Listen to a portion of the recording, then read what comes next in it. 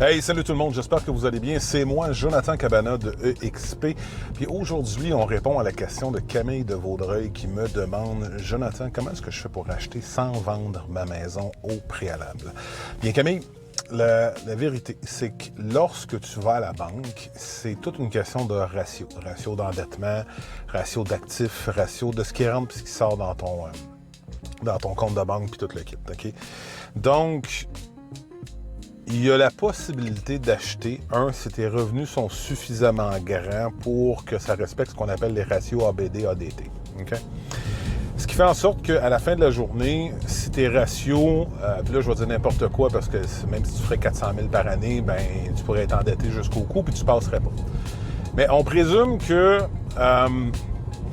tu fais 200 000 par année puis que tu as juste une hypothèque de 1 000 $ par mois puis que tu n'as pas de dette de carte de crédit.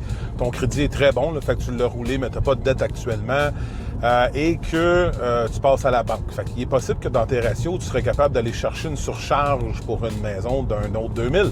OK? Fait que ça, c'est la première des choses. La deuxième des choses, c'est que je sens qu'en arrière de ta question, il y a la question sous-jacente de j'ai pas envie de vendre puis de me ramasser sans rien. Si c'est le cas, si je cible bien ce que tu es en train de me dire, bien, à ce moment-là, ce que tu pourrais faire, c'est rendre la vente conditionnelle à l'achat. Donc, que tu trouves une propriété et qu'à ce moment-là, ça soit une clause qui se rétracte et tu es capable de l'annuler advenant que tu ne trouves rien. Donc, très souvent, c'est une clause que j'utilise dans certains contextes qui fait en sorte que un vendeur, mettons avec une famille, peut chercher une maison, avoir une promesse d'achat acceptée sur la vente de sa maison, conditionnelle à ce qu'il trouve quelque chose. Ce qui veut dire que s'il ne trouve rien dans un délai prescrit, fait qu'on suppose que présentement, il a mis 90 jours, puis qu'il n'y a rien qui se passe en 90 jours, mais au 85e jour, tu peux dire, ben écoute, parce que j'ai rien trouvé de ce qui convenait, bien j'annule la promesse d'achat. Fait que ça, c'est une des choses que tu peux faire. L'autre chose que tu peux faire aussi, c'est mettre la prise de possession et le notaire très loin dans le temps de la vente de ta maison.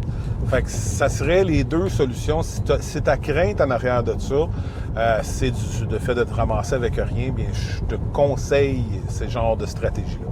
Fait que si ce n'est vraiment, par contre, que tu ne veux pas vendre avant d'acheter, bien à ce moment-là, c'est de t'assurer que tu es capable de prendre en charge, toi seul, ou toi avec un conjoint, toi avec un parent, d'une nouvelle hypothèque, parce que tu vas devoir payer 2 hypothèques pendant un certain temps. En espérant que ça ait répondu à tes questions. Si jamais tu en as d'autres, n'hésite pas à me parler, qu'on peut se poser quelques questions, voir comment je suis capable de vous aider. Ciao, bonne journée à toi. Bye.